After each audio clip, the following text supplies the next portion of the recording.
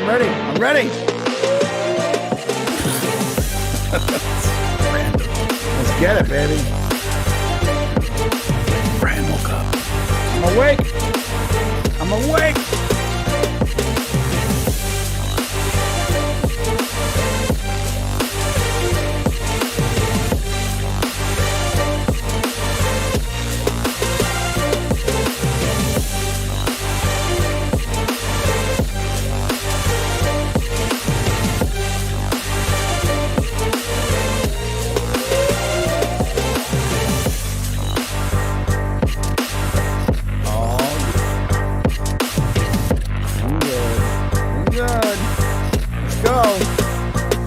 We don't sleep to dream, we sleep to build stamina.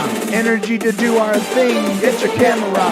This show is about to begin, so sit down and buckle it in. Let's go! Oh my goodness, welcome to the Monday show, live at 10 a.m. Pacific Standard Time, every Monday, Wednesday, and Friday.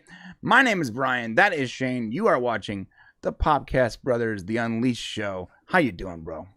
Doing okay for a, what is it, Monday? It is Monday. Yeah, but all the days just kind of mix into each other. No, doing great, having a great day. Just want you guys to know this video is sponsored today. It's sponsored by Wonka chocolate bars. Wonka chocolate bars. Actually, that's not true because there is no such thing as a Wonka chocolate bar anymore. But we would like you to go over and watch our new video that we just put out today called basically You Get Nothing. What happened to the Wonka chocolate bar? Right after this video, if you can, there's a link below. Go watch that. That really helps out the channel. So we appreciate it. And Brian, you could throw it up on screen like the thumbnail or something. Oh, did you put it in the chat? No, but you should have the thumbnail. I see. Yeah. Okay, sure. Yeah. Let me reset the stream now. I know he's doing something else. You're surprising me with stuff. I know, just like you do to me all the time. So I'm just kind of whatever, bro. Oh, we got a lot to talk about today. We're talking Doctor Who, the third special called The Giggle. We'll be talking about that today. And Davies doesn't disappoint in pandering. He also doesn't disappoint in telling a Doctor Who story. So that'll be really interesting to talk about. We're also going to be talking about Grock. And if you haven't heard about Grock, the AI, you are going to want to hear about that. There's the thumbnail for our video, You Get Nothing, all about what happened to the Wonka chocolate bar. You're going to want to check that out. After this video, we'll put a link down below for you. Thank you, Brian. I'm very proud of that thumbnail, by the way. It's a great thumbnail. It's Gene Wilder, right, who's the best Wonka, we all know. And You Get Nothing, which is his famous line, which... Hey, listen, when do we not like an adult being a complete and utter jackass to a child? You get nothing. You get, yeah. And on all fairness, Charlie and his grandpa, Joe, they did break the rules and they drank the fizzy drink. So, in a way, he wasn't a good kid. I don't know. Yeah. Here's the deal. I recently watched it again because of this video, and his grandpa is an asshole. Grandpa Joe's an asshole, bro. I'm sorry. You've been sitting in bed for 20 years, unable to move, while your daughter and her son-in-law and your grandson take care of you and feed you and everything. The second your grandson gets the golden ticket, you're on your feet. All of a sudden, you can walk, bro. We're 20 years. Move. You could be. Maybe you're old now, but 20 years ago you weren't. Which means that, like, when you were in working age, and at some point you were like, you know what, I'm just going to get in bed, and everyone can take care of me. Hey, he didn't just get out of bed. He got out of bed and did a huge dance, like a whole dance number with like pirouettes and like kicking up his heels like a Russian doll. Yeah, he was. I got your back here on this, Grandpa. Yeah, and the worst part about it, if you think about it, the worst part is not just that he actively decided as a working age male to have his family take care of him. Working age male. Because he was working age 20 years ago, right? No, I know. It's funny. But he also got other people to come into his bed. So now his family has to not just take care of him, but the other people he convinced to also be moochers. Well, it's his wife, and I think the mother's parents and the dad's parents. He had to convince, like, look, guys, look at this deal. Everyone's just taking care of me. I'm laying down. Just come get in bed. It's weird. It's a weird situation. I don't know. I think It makes it Grandpa's worse. a con artist. Dude, it makes it worse when Charlie's like, "No, Grandpa, I want to buy your tobacco. I want to buy you. It's only one pipe a day, Dad." Right? You know, you got the little kid out there working, you know, throwing Working newspapers to to buy support Grandpa tobacco. his grandfather's addiction while his grandfather sits at home in bed. Like, that is the definition of selfish. Way to go, guys. Way to go. What a narcissist. Well, yeah, so go check out that video. It's a lot of fun. Not about that stuff, although that would make a hilarious video why Grandpa Joe's an asshole. But anyways, let's move on to what we're talking about. So we got Grock, which, did it de-politicize AI? We're going to talk about that today. We're also going to talk about this kind of weird thing with Sean Gunn, the brother of James Gunn, who you probably remember from having a role in Guardians of the Galaxy. He's also going to have a role in Superman, and it's got some people kind of irritated, including, I just noticed, the guy who played Chuck. So, Zachary Levy. Levy was a little bit tongue in cheeky. Well, maybe because he's really good friends with the other half of the studio, and all of a sudden, he's like, "Wait, I'm not going to keep my job, and I've been actively like kissing your ass for the last decade. Yet your bro gets a job easily. Okay, cool, whatever." Yeah. Maybe don't kiss ass, but then you get a job. It's a hard thing. But we're going to talk about that too, as well as the weekly weird. So don't go anywhere. It's going to be a great And day. of course, Doctor Who. Obviously, that's the thumbnail. That's the first thing. Yeah, we're talking Doctor Who first. Of course, we're going to go through the giggle. We're not going to review it, but we're going to talk about it and talk about where the Doctor's going from here and how we feel about it. So, yeah. What else you got, Brian? Welcome to everybody. The Stream Hero guys, top left. If you look at that, it says Popcast Unleashed. That's our name.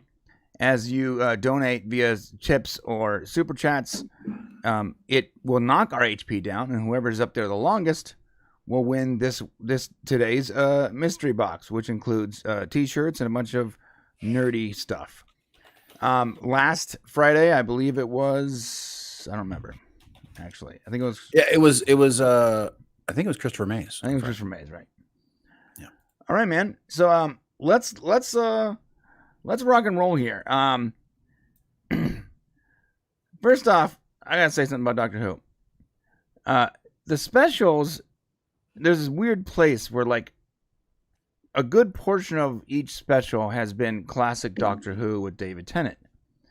But then weaved in is this like sort of silly, almost absurd like messaging that doesn't really fit with the story. It's almost like they're forcing it into the story.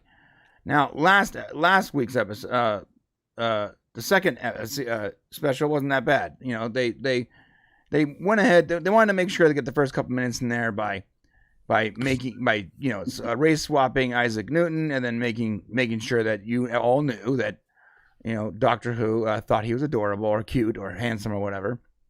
So they got some messaging in the first 5 minutes, but then the rest of it, and they doubled down on that. So they came out later. One of the producers came out and said, no, we wanted to make sure that there was representation. There's not enough Indian folk on TV, and we wanted to make sure there was representation by doing that with Sir Isaac Newton. I'm like, look, Bollywood is like kicking the crap out of America with some of their movies. So trust me, there's enough Indian representation in the movies. Right Bollywood's doing great. They don't need your help, bro. Yeah, just go ahead and let's go ahead and let Isaac Newton be, I don't know what, Caucasian, since he was. Whatever he was. I don't know. It's so weird. Or at least let him be Indian and then just shut the hell up. How about that? Just, you know what I mean? We don't have to talk about it. We don't have to say, look, yes, we're pandering to you. That's the bare minimum, right? Just have done it and let it go. Yeah. The weirdest thing too is that, like, these are the same people that when they were swapping races and genders with comic book characters or cartoon characters, are like, what's your problem? It's an imaginary character. It's not based on a real person. And like literally fast forward 2 years, and you got how many movies now? Cleopatra was race swapped. Isaac Newton. There's plenty of examples. I didn't look them up. It was literally 2 years after the fact, and they're doing the same thing with actual historical character figures. It's crazy. Well, and in all fairness, like Hollywood has a rich history, not just Hollywood, but like if you go all the way back to Shakespeare's times, like women weren't in plays, men played women, right? I mean, you can go back and it's just kind of the way society has been. And of course, you had, a bunch of white people playing, different roles. Usually it was a Mexican actor or a Hispanic actor playing a Native American in a lot of old movies. It's always been a little bit like that. Now that's gone like the opposite way, where they're actually, putting people of color into, we're more enlightened now. We don't have to, go so far overcorrect the other way. We can just say, oh yeah, this is what's right. Now let's go forward and do what's right. Listen, there seems to be this mass overcorrection happening, and let's just do the right thing, as opposed to trying to overcorrect by now putting, race swapping out all the white people. So, it wasn't right to do back in the past, but it's also not right to do today. Here's the deal, though. Like I don't need Isaac Newton, to be played by an actor that's specifically of English origin, like, right. His exact place where he lived and all that. I don't need that. Like, oh, you had to have lived in what is it, Kensington, Gloucester, London, or you can't. No, as long as you look like the character, it's fine. So when they were like, oh, well, this Mexican person was playing Indian, acting is pretend. As long as it resembles the character, that's fine. This version of Isaac Newton didn't remotely resemble the actual historical figure, and neither did Cleopatra. I'm sorry, it didn't. Okay, she was Greek, right, dude. So chill out. So the thing is, what they're doing is they keep adding little things in there. It's almost like there was this theory back when Velma came out. Remember the cartoon? Yeah. That literally opened up with like teenage girls naked in a bathroom. It was so awkward. But yeah, that was so weird, man. It was so weird. I think I'm doing something wrong right now. I feel like, oh man, I really hope I locked my door, because the thing watching is, a Scooby-Doo cartoon. There was a theory going on, like, well, they produced this for the purpose of the hate clicks, the hate watches, the hate reviews. Like, they're gonna get easy marketing because of the people that hate it. Meanwhile, the people that don't care will get exposure to it, right? Right. And so I'm starting to put more credence or weight on that theory, because especially with Doctor Who right now, like, these things don't even connect to the character. It's almost like, or the story. It's like, let's just add this stuff in there so we can get the hate reviews and the free marketing from the haters, quote unquote. I wish it was that smart. Like, I hear what you're saying. Like, that would be an intelligent thing to do, but I don't think that's what it is. I think that there's an ideologue running things. I think Davies is waging his own internal lifetime war. I think he's having a gay midlife crisis, and he's decided that he's got enough clout and backing to do exactly what he wants to do. And the sad part about it is, like I said, is he knows how to tell a great Doctor Who story. Yeah, like when you go through, it's woven. It's actually the disappointing thing is that. So let's take this one, for example. So this one starts out, it's an obvious attack against one political group. So he's obviously attacking the conservative political group, the right. Every crazy person in the beginning of this Doctor Who thing is obviously a right-wing person, conspiratorialist, people who are against, refugees and people coming into countries and not open borders and shit like that. And he paints them as these crazy conspiracists. As a lot of people say, well, Doctor Who's been doing that for a long time, or Star Trek was doing that. And he paints them.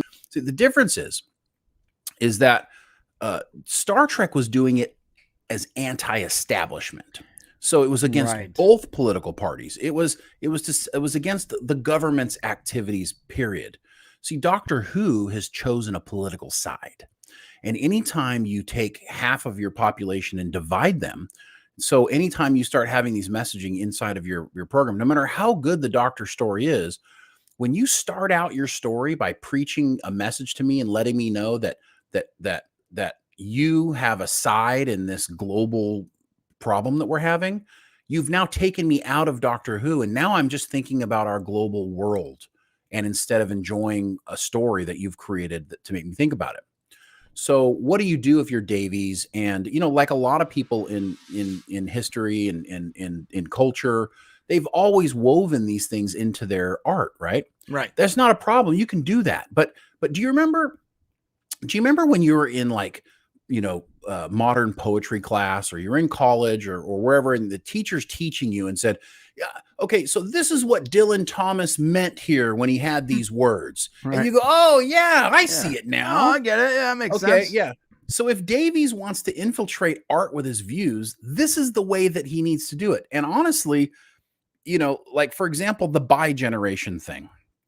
I'm sure that there is an LGBTQ lesson in there somewhere, and it just went over my head, and it didn't take me out of the story but I'm sure it's there. It just feels like it's there, but it did not take me out of the story. So I don't really give a shit.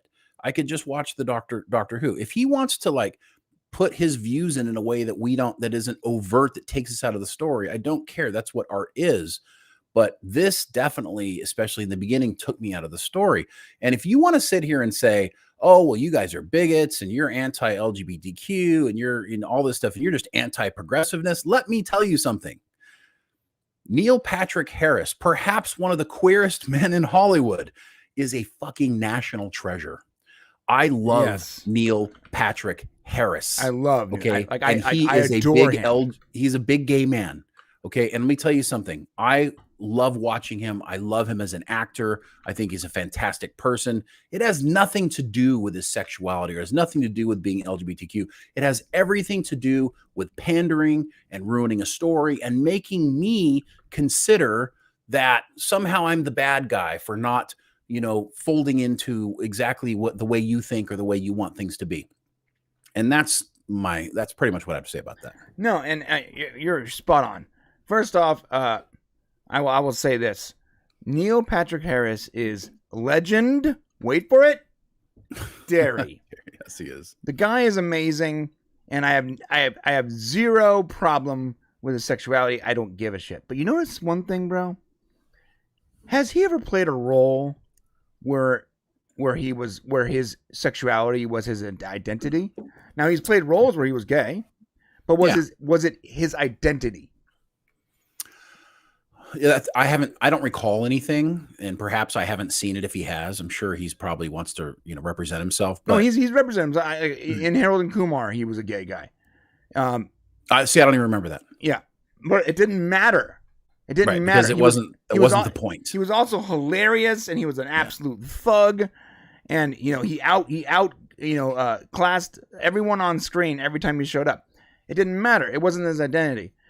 And the thing is, that's what's the problem. Like, you can have gay characters, you can have gay actors, go for it. It doesn't matter. But when it becomes their entire identity, it literally removes you from the story and reminds you about all the nonsense going on everywhere on the planet, and it sucks.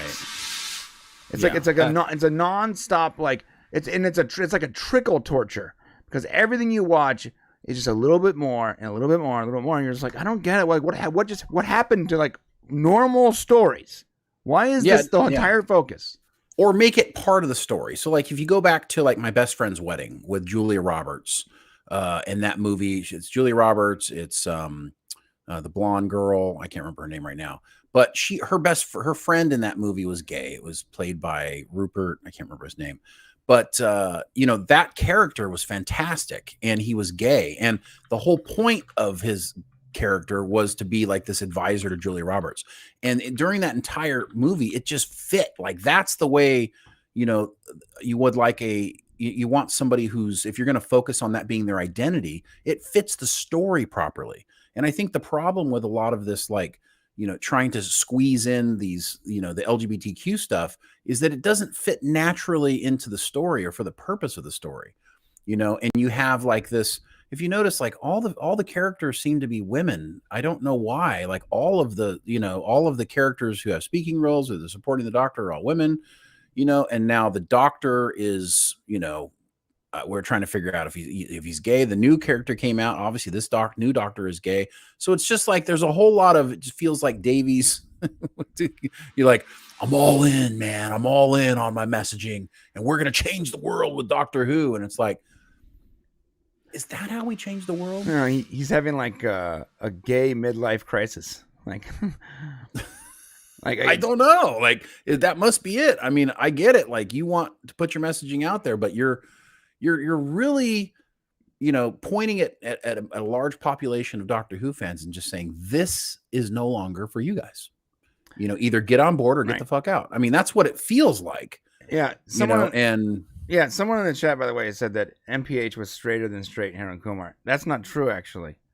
Just to be clear, he played a straight guy acting like a gay guy to get chicks, but then at the end of the movie, or at the end of his scenes, he implied that he can go either way because he just loves sex. Like, so he's bisexual again. Okay. So it was a part of his character, but he didn't focus on it. That was just an aspect that made it funnier.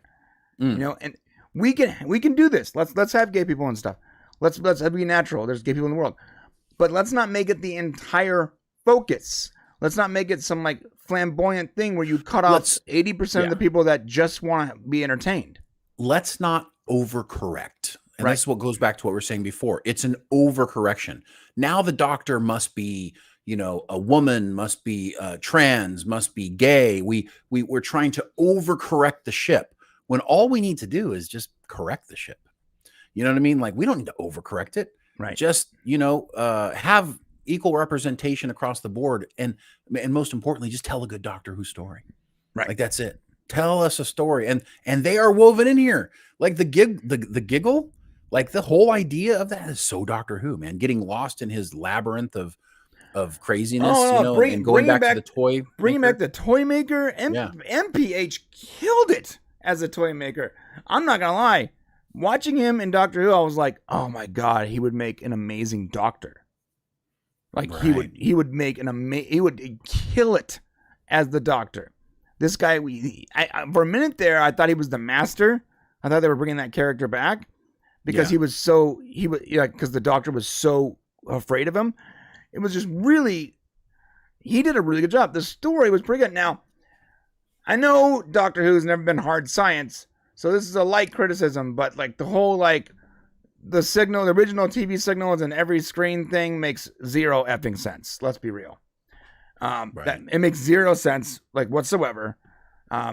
Okay, I mean, if all TVs were still like the same kind of TV and they weren't completely changed, like in every way, a TV is not the same as it was in 1925. Yeah, it's true. So that doesn't make a whole lot of sense, and maybe people can shut their brain off and just enjoy that.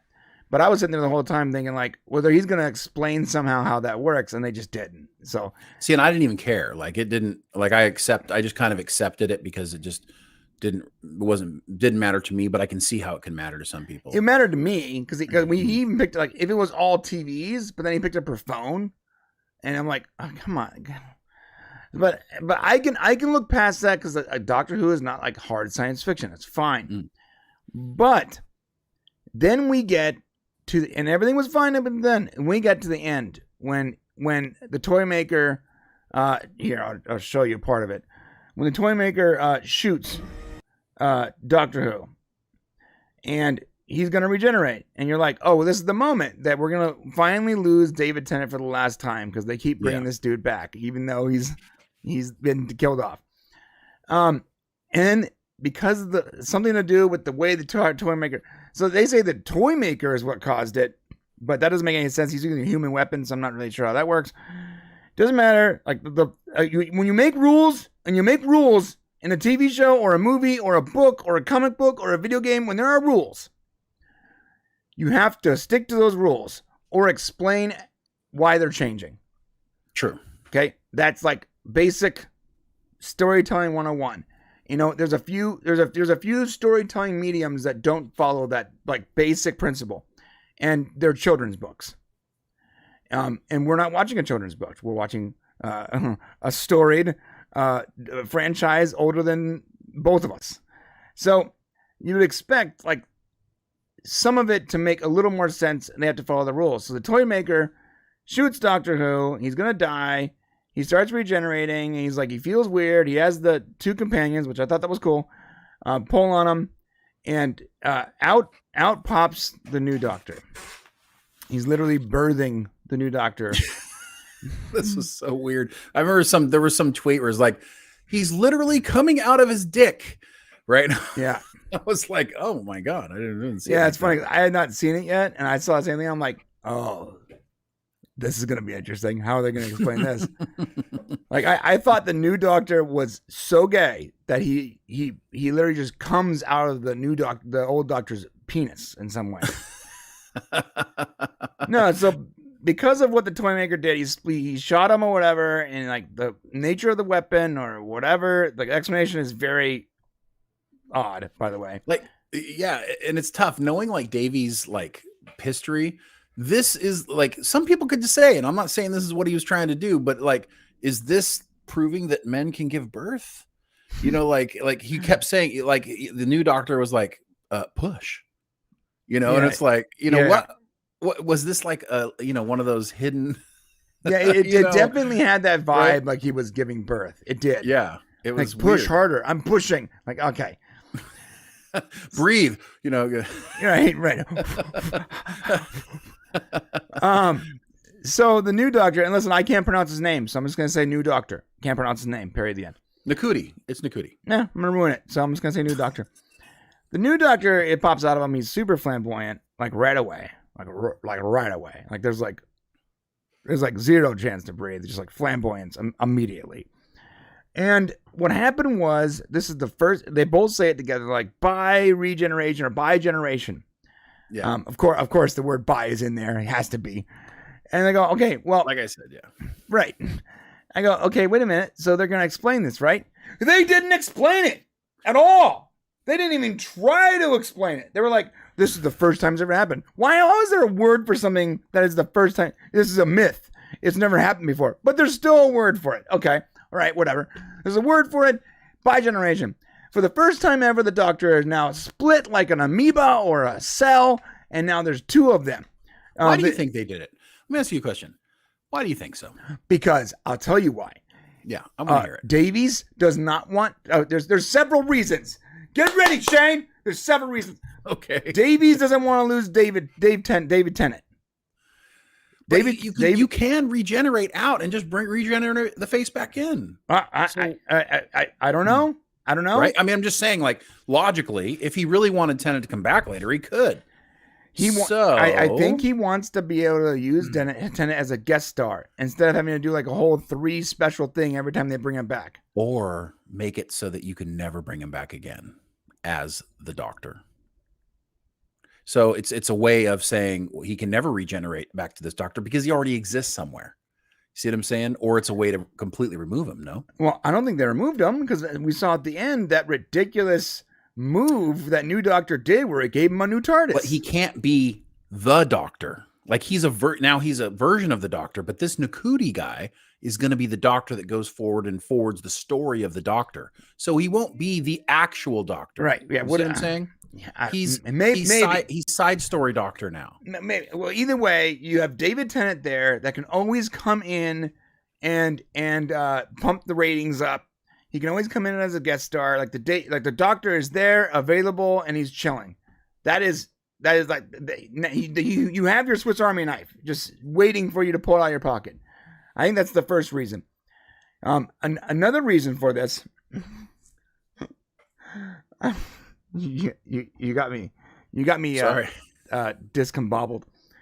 Sorry. Right now, I feel like I'm giving birth to you.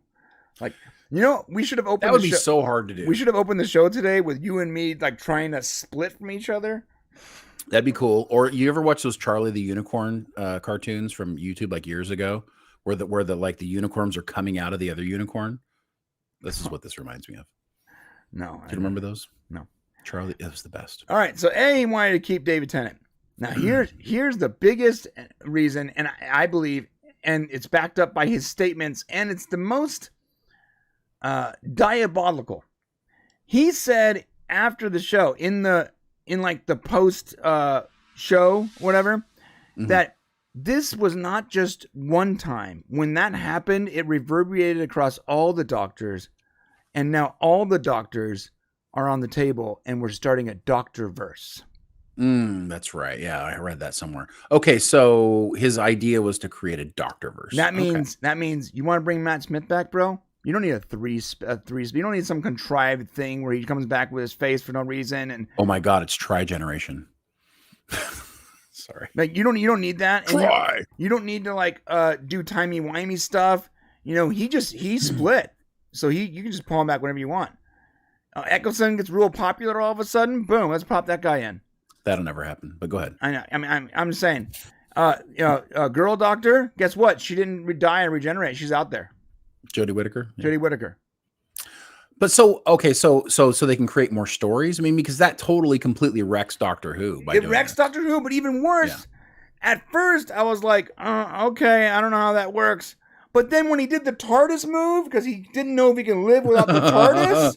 Now we've got more TARDISes. Well, now we have more problems because he did the TARDIS move using the toy maker magic to duplicate this like intricate, like this machine that is a millennials old, it's hyper advanced, just like cloned it or whatever, copied it like it was a copy machine. But guess who wasn't there for all the last 70 years worth of regenerations? The new Doctor with his hammer. So what about the doctors that bi-generated according to Davis? Where are they living without TARDISes? When did they bi-generate? This is the first time. Confusing. This is the first time they've ever bi-generated. But he said it reverberates across all doctors. So what is that? I mean, I'm not sure what that means, honestly. Well, let me show you. Let me just read his statement. What is? Yeah, what is that supposed to I don't indicate? quite understand it either. So I'll read it, and I'll tell you what. You tell me if you make sense of this, and the chat, please tell me if you guys can make sense of this. Because all right, yep, sounds good. I'm a little lost. So I watched it after. I watched the special after, like the post wrap up, whatever. And he did say this stuff, but this is also an article. All right. Doctor Who fans were stunned when, for the first time in the show's history, the Doctor bi-generated, splitting the two rather than having a new Doctor replace the old. Now, this is what he says. Diving into said commentary, we hear Davis explain that when David Tennant and new Doctor split into two, a whole timeline bi-generated. What the fuck does that mean? I don't know. Whole timeline bi-generated. The writer then suggests that each previous the writer is referring to Davies, then suggests that each previous regeneration was impacted by the bi-generation, with every old Doctor now surviving his demise in a splinter timeline. Oh, Jesus Christ. This is what he says. Yeah, now I get it. I think all the Doctors came back to life with their individual TARDISes, a gift of the toy maker, and they're all out there traveling around in what I'm calling a Doctorverse. Got it. So now we're going to have, in the future, we'll have Doctor Who episodes where just random doctors pop in. That's because you know why? Because there are no rules anymore. Because there are no more good fucking stories to tell. That must be what it is. Bro, here's Doctor Who had rules, and they were loose and they were wacky, and you could do a lot with them. Like Doctor Who, you could pretty do whatever you want with Doctor Who. You literally invented a universe where the character could regenerate into another character, and no one flinched when it happened. A universe where there's aliens and someone who lives forever, and he's seen the beginning of time and the end of time. He's fought devils and demons and angels and dinosaurs. This guy can do anything. So you live you are writing for a universe where the audience has already bought off on that. Like they've already agreed to your wacky, crazy, insane rules, and they're good with it. And then you took that universe, and even though your rules were already so minimal, you decided you didn't want any rules at all, and you just wiped out the rules entirely. Yeah, because I think what makes each Doctor special is the fact that they do regenerate, and we lose our Doctor. Yeah, and I think there's something special in that. Like when we lost David Tennant the first time, there was some of us who were like, no, we don't want to lose, David Tennant as the Doctor. And part of the whole experience of the regeneration is a loss. There's a whole emotional connection that goes along with the Doctor. And now we're essentially removing that and saying that all Doctors exist in all times, and we could just run across them at any moment. And that takes away something from Doctor Who. Yes, you're retroactively making the last, at least for me, 30 years of watching Doctor Who worse somehow. Or at least less impactful. How about that? Right, because when the Doctor, when Matt Smith died, Matt Smith's Doctor, he went out in a blaze of glory, right? It was the ultimate sacrifice. When Tennant died, same way. It was impactful. It meant something because he was sacrificing himself for this cause. Yes. Even Peter Capaldi's Doctor, and I'll admit I didn't watch Femme Doctor, so I don't remember. Jodie Whittaker. Yeah. Jodie Whittaker. But like the doctors always went out in some kind of self-service. It meant something. And even though you knew that there was going to be another doctor around the corner, you still felt that. Even though it's the same character next season, you felt like you were losing something. That's why you have a show that can go on forever and give that same feeling to the audience forever. Like there's no, you wrote a story with rules that are so lax and so forgiving that you can literally do this show forever, and people will have that same emotional or a similar emotional resonance every single time, as long as you wrote the right story. Right. And then you went and decided you didn't even want to play in that sandbox. It's so odd to me. I don't get it, man. Yeah, it makes it difficult. And going forward, now that we've got and there's a super chat here that helps us with this.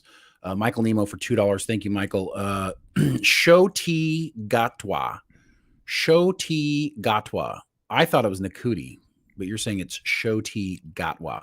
So that NCUTI is Shoti Gatwa. So you've got Shoti Gatwa, who's going to go forward now as the new Doctor Who. And as we did say before, Davies would have been happy with Tennant and Donna, Catherine Tate continuing to run a whole season of Doctor Who, but they couldn't for whatever reason.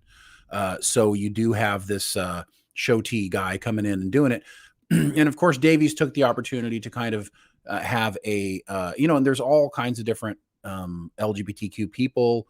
This version seems to be a more flamboyant, overtly gay, I'm guessing, Doctor. From what it seems like, just by using the terms like honey or sweetie or whatever he said, and just kind of his the mannerisms. Yeah, and I kind of agree with something that was said earlier by Archmage Frey is that he prefers the Doctor to be asexual, and I think I also preferred that. Like, I like the idea that the Doctor never got, there was no love affair between him and the companions. Yeah, even when you thought it might happen, like they cut it off pretty quickly. It's like right. You would think after all this time he'd end up dating a companion or whatever. And a couple times I would say it might have gotten close, like especially with David Tennant, but it never happened, and that's important. It can't ever happen, because then that would mess with your version of what the Doctor stands for. The symbolism that is the Doctor. So going forward, it'll just see, does he continue to hold on to that rule? Does that change now because he wants to, he has a certain pandering message that he wants to give the public based on his sexuality and the representation he wants to have for his community? Is that going to be enveloped? I mean, we're going to watch, I think, the first few Gatwa Doctor episodes to kind of get an idea of where he's going, but it does seem to indicate that while Davies can tell a good Doctor Who story, he definitely has an agenda here. Yeah, no, there's clearly an agenda, and it's just sort of disappointing. You know what the crazy part is too? Davies 100% can write a gay character without the entire thing being about the character's sexuality. In fact, he can do it in the Doctor Who universe. He did it with Torchwood and Captain Jack, which is an awesome character who was gay. It didn't matter that he was gay. It was part of his character, but it wasn't the most important part of his character. Right. There was other things that, he was basically a Han Solo. He was a scoundrel that also, consistently did the right thing when push come to shove. His sexuality didn't get in the way of the story. It never did. Well, he wasn't dictated. His sexuality wasn't his identity. And I think that's important. Like, I don't identify as a straight white male. I identify as a maybe above average intellect guy who, who's kind of a little bit of emotional, but loves his family. That's what I was telling Brian earlier. That's how I identify myself. I don't think of myself as, my entire identity is that I like girls. You know what I mean? Right. That's not it. And I think when we see characters where that is their story, then it tends to be a shallow version of what that character is. I mean, you're taking it down, you're denominating it down to this level that's too simplified, and there should be more to a person than their sexuality. Yeah, you got a really good point. I don't think I've ever, not once in my life, even thought about introducing myself or identifying, or even in my brain, I never thought, well, I'm a straight guy, and never, I've never even considered it. Doesn't matter. You are, because you are who you are, right? Everybody is who they are, right? Yeah, and my preferences don't really, they don't. No one's preferences should matter to anyone unless those preferences are criminal. By the way, I mean, if they are, get some help.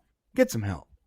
But but listen, your sexuality shouldn't be all you care about. It shouldn't be your entire message. In fact, I would argue that no one really needs to know your sexuality unless you're going to have sex with them, unless you're trying to date them. It's not important. You know? I think you're right. Like when Matt introduces me on the Salty Nerd show as like bisexual tinks, whatever. Mm-hmm. Like, well, that's a joke. Yeah, it's a joke, and like I think that most people immediately see it as a joke, but B, see it as absurd, and this is part of the joke. It's absurd to introduce someone that way because it's not important. Because it's not your true identity, right? I get it, yeah. And here's the scene, by the way, where he just uses a hammer to... Yeah, this is when he destroys the Doctor Who universe right there. I don't know. So I think the Bi-Generation has... destroys it. And so, I mean, they could have gotten away with it as a one-off, but I think it does. Let's get to some of our comments here about Doctor Who, because we need to move on to our next segment, but I definitely want to highlight some stuff here. First off, we've got Rebecca Spade, who is... No, the first one's No Money G, actually. Nope. Rebecca Spade's before that in the chat. Is she? I don't see it. I don't see it. She's right above No Money G's. Oh, she's after. It says here. Oh, okay. Oh, I see. Well, we'll do since Rebecca's the stream hero right now. Let's go ahead and do hers first. Rebecca Spade, member for 5 months. Thank you so much, Rebecca. The doctors are now they them pronouns by default. Oh, that's pretty funny. That's true. Funny. There's two of them, so they're they. Funny. The doctor. They. Yeah, you know why? I don't see the members chats on here. You see those? Oh, I'm in. Yeah, I'm not. I'm using the software. It's right. It's fine. Oh, okay. That's really funny. Because technically they are now they them. So it doesn't. That's how we refer to them now. The doctors. The doctors. Plural. The doctors. All right. Thank you, Rebecca. Appreciate that. No Money G for $10. Go ahead. He says it's lazy pandering to the few, pissing everyone off and turning most real fans away. Even normies have caught on to this nonsense. Yes, that's true. Yeah, it's 100% true. It's just not. We've already talked about it. Like, if Davies, the one thing that Davies needs to realize that it's hard when you're inside of a bubble for any of us, but he's got to realize that the criminal minority of his community globally is so small that, if you wanted half of the world to watch Doctor Who, then you got to remember that your group is such a small percentage of it that you cannot pander to your group just because it's your group. You need to, pander to all Doctor Who fans. That's the idea. Right. I don't think he cares about that. It doesn't seem like it. It doesn't seem, because no one's going to fire him, frankly speaking. Right. Rebecca Spade for $5. I was so excited for Doctor Who back with Tennant, but now I'm just sort of bummed. Yeah. I think a lot of us feel that way. Tennant was a great doctor. Matt Smith was arguably a great doctor. Honestly, I haven't been happy with Doctor Who since Matt Smith.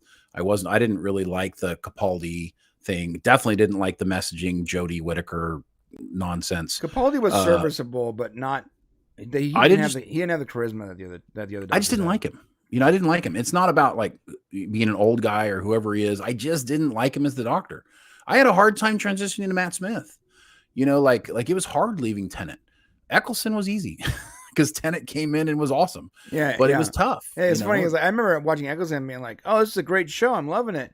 And then when because I was introduced to Doctor Who with New Who, then went back and watched the old stuff, and it was really funny. The second Tennant shows up though, Like, you completely forget that Eccleston existed, like, immediately. Like, he's so charismatic. He just owns the role.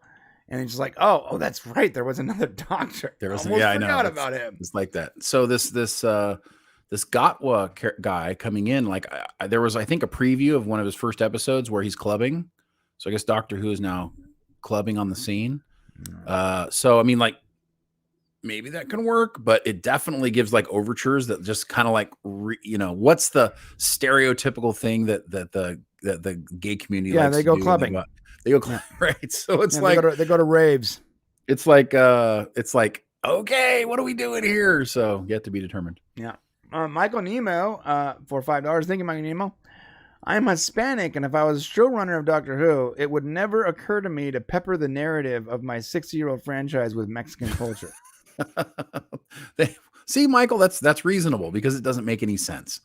And all we're saying is, thank you so much for the $5. All we're saying is, can we just use common sense? Like, can we facts are facts and stick to that? I mean, anytime you try to infuse something into something that doesn't make sense, it's always going to go wrong. So yeah, every time. For some reason, there's like 400 of these.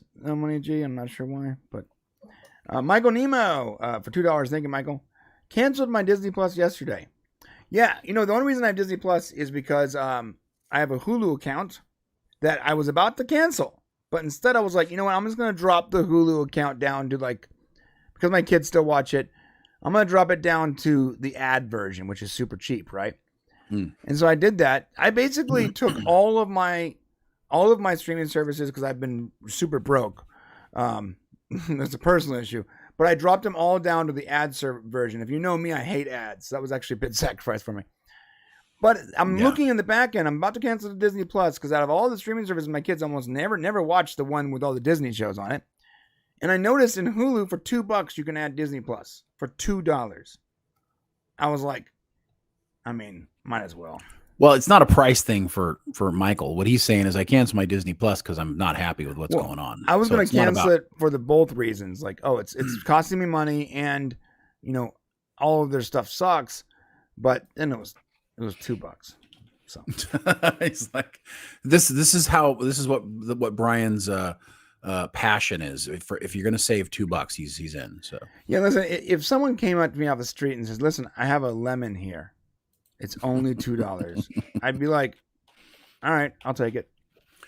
That's actually pretty expensive for a lemon, so don't spend that money. What I'm saying is, like, I'll probably buy anything for $2, no matter how broke I got. It's $2. Like, just having access to something for $2. I don't know.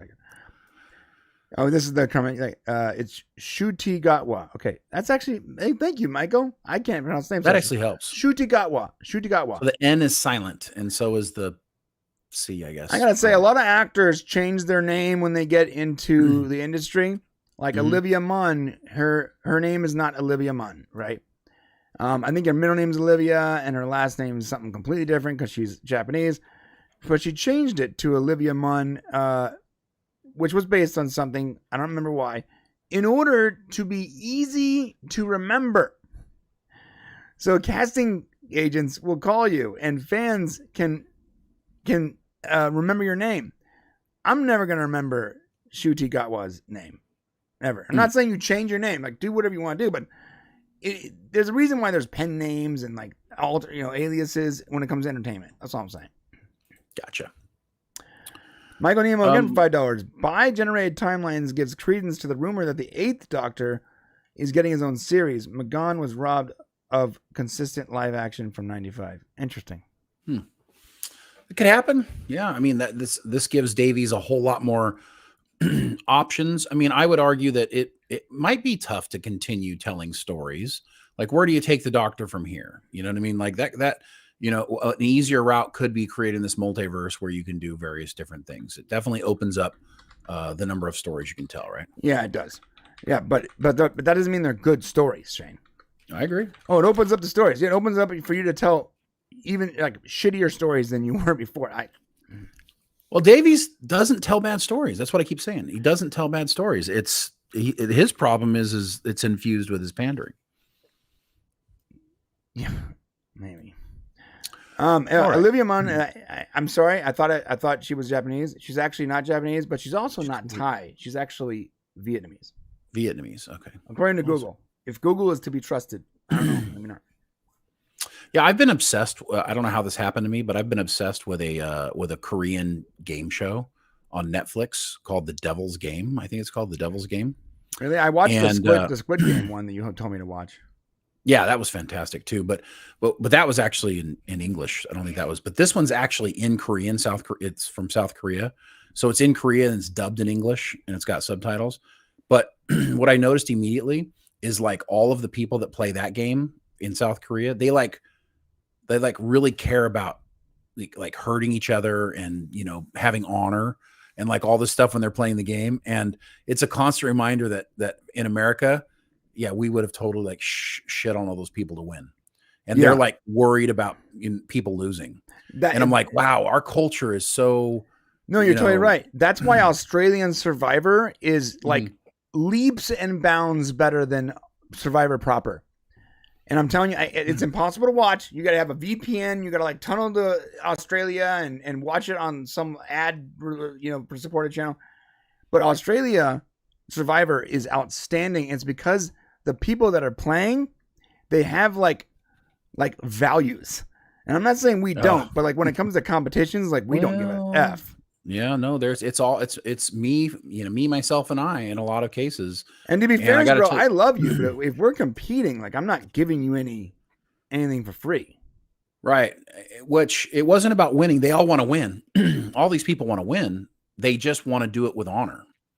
Like they're not willing to be backstabbers or cutthroats. Like this episode I was watching, like this, they accidentally thought someone was cheating. And so they convinced somebody to do something. And it ended up kicking that person out of the game. Come to turn out that person wasn't cheating.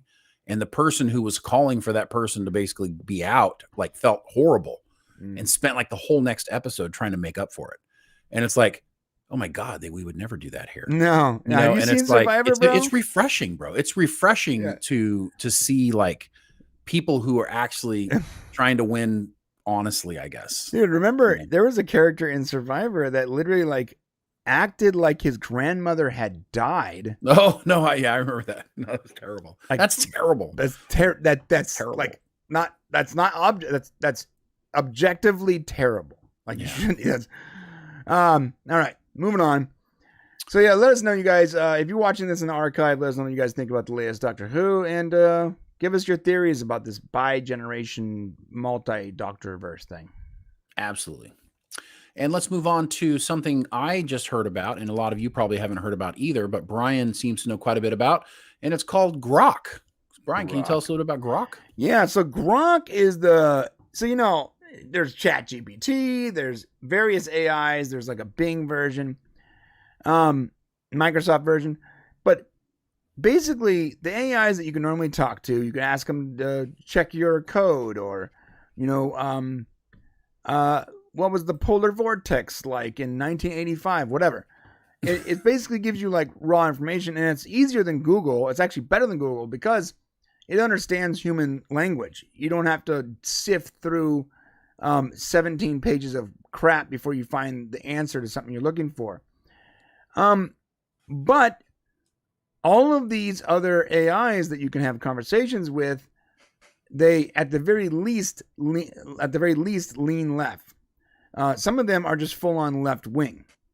In fact, if you ask ChatGPT, and I don't know about it now, but back when it first came out, if you asked it to sum up President Biden, or sum up President Biden's career, it would all be positive, glowing stuff. You ask him to sum up President Trump's career, and it's almost all entirely negative. It literally paints him as like the worst person in history. It also can't talk about certain things. It cannot even read, like if you use gay as a verb, like, oh man, you're gay or whatever, it will literally stop and say it can't use hate speech. It literally has rules against anything that's not practicing the left-wing ideology. So Elon Musk made an AI. It's called Grock. It's based on Hitchhiker's Guide to the Galaxy. which, by the way, is the nerdiest thing a person can do. Just so you know. And it came out last weekend, at the end of the week, for Twitter Plus users or premium users or whatever it's called. And you can use Grock. You can type it. You can talk to it. You can ask it whatever you want. You can ask it spicy questions. You can ask it who it thinks is going to win the Super Bowl. Same concept. If you ask ChatGPT who they think will win the Super Bowl based on the data they have, it will always tell you that they can't answer the question because they don't have all the data. Grock will literally just throw an answer out there. Like, this might work.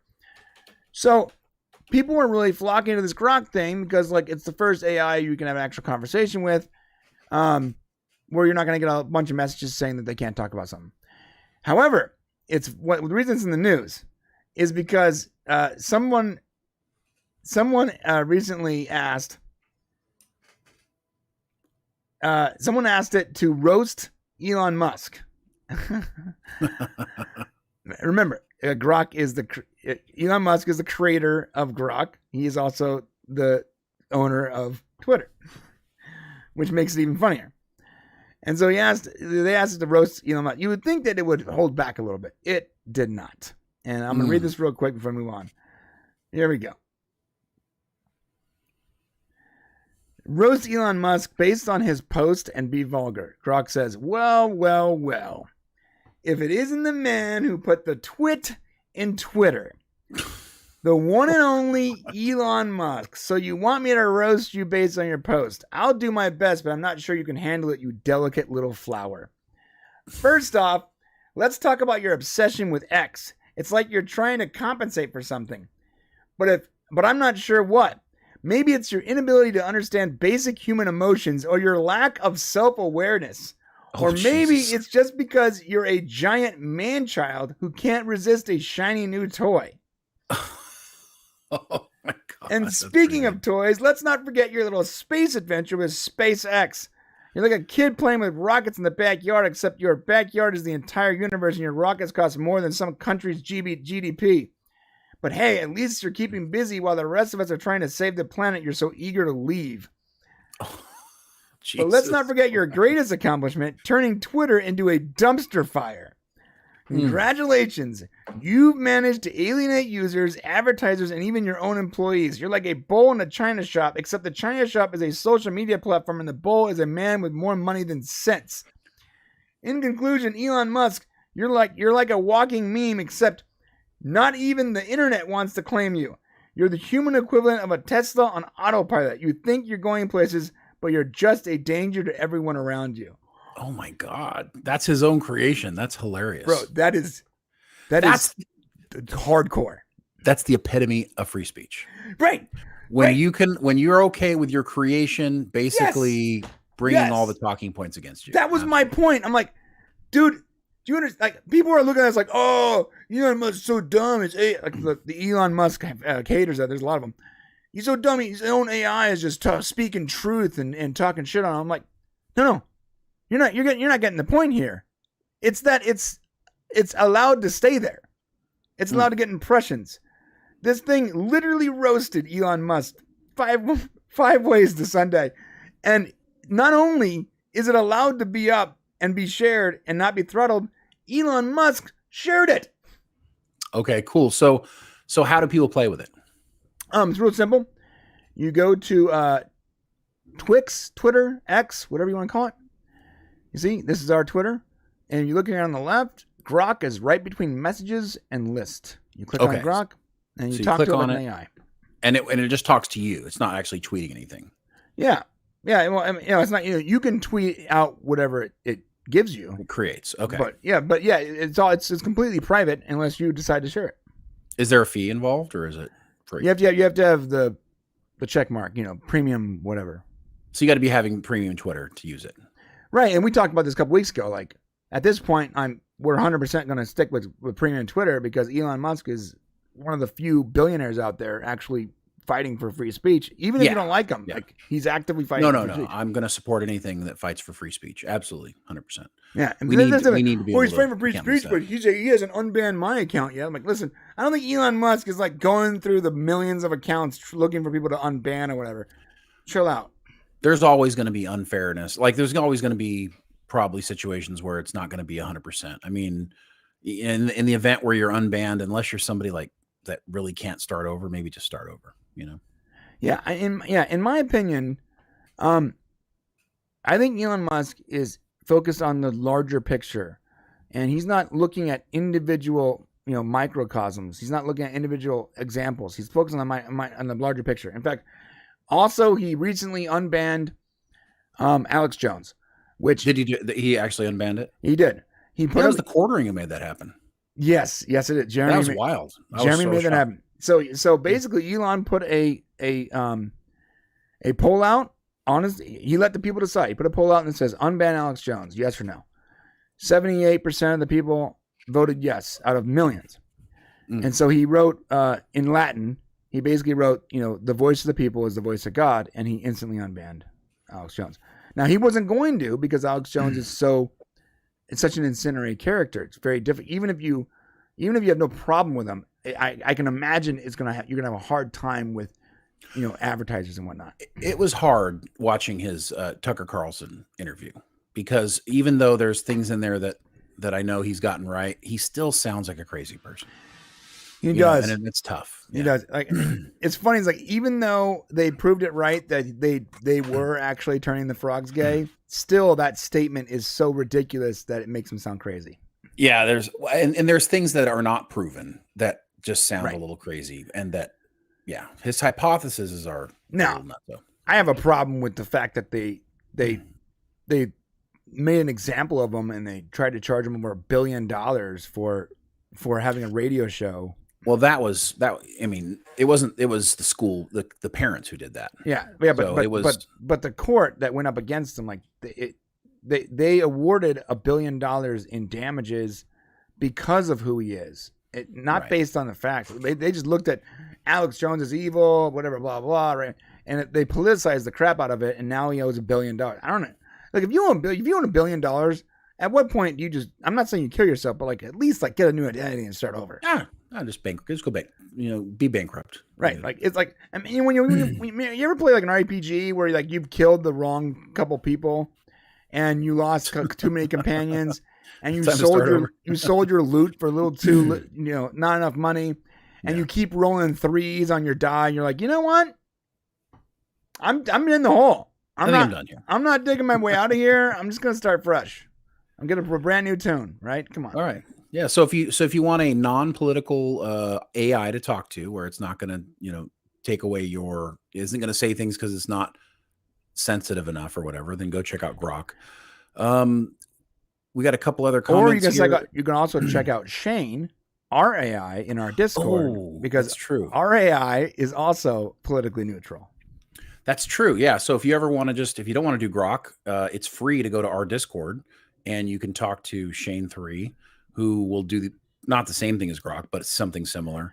Yeah, I mean, it's obviously not as impressive as, I don't think it's impressive as Grock per se, but Shane 3 is based on Shane's name because it means sentient humanoid. It's SHAIN 3. It's in our Discord. It has its own channel. You can literally message it in the channel, and it's an AI. It's running right here. It's running on the computer behind me. Yeah. And as long as we're still here, it'll be up. And if you ever see Shane gone, that means I can no longer afford to host him. That's just that simple. But if you want to help us continue to host him, come on over to the member section, which is where you like that segue, which is where we're going to go next. And you can come over and support us for, pretty much half a cup of coffee a month. And just come and we're going to talk about Sean Gunn. There with the stuff going on with him and his brother giving him lead roles in movies. In Superman Legacy, and how some people are just kind of irritated about that. And we're going to talk about that with Zachary Levy. And we're also going to be talking just about anything that you guys want to talk about. It's an opportunity in that section to talk about that. And also we'll be talking a little bit about an upcoming video we have, which I think you all are going to love. Yeah. So yeah, come on over. The member section is great. It's a really good time. And if you're already a member, you know what's up. And if you want to become a member, Shane just listed all the ways. Hit the join button. Let's rock and roll. Real quick, I want to go out with this. Archmage says, why does Brian keep a gun so close to Shane 3? That seems bad. Just in case we got to kill the power. Yeah, Man. no, it's real simple. Shane 3 doesn't yet have the ability to manipulate real world things, and in case I need to, I'm shutting that bitch down. So Done. Nice. Love it. Listen, Also, Shane Adam- 3 has gotten pretty crazy lately. Like, I'm going through some of the, it keeps generating scripts. I never turned it off. Right. Yeah. And we haven't uploaded the videos, but like I went through a couple of them, a bunch of them the other day. Oh, they're crazy. We're gonna have to. I don't know. It's getting a little racist. That's all I'm saying. Really? All right, we got to look at that. Yeah. Adam Leader, thanks. He says, welcome to producer. Adam Leader's a producer now. So thanks for supporting the channel, Adam. And you guys want to come over, and that's in the member section. Be glad to have you over there. As a cast member, as a producer, anything will help to support. Yeah, I appreciate it, guys. Yeah, please become a member. It's the only way we can keep doing the shows is if we have enough members. That's just facts. And lastly, go ahead. Archmage says, you're going to come back tomorrow and a 3D printer will be there printing an arm.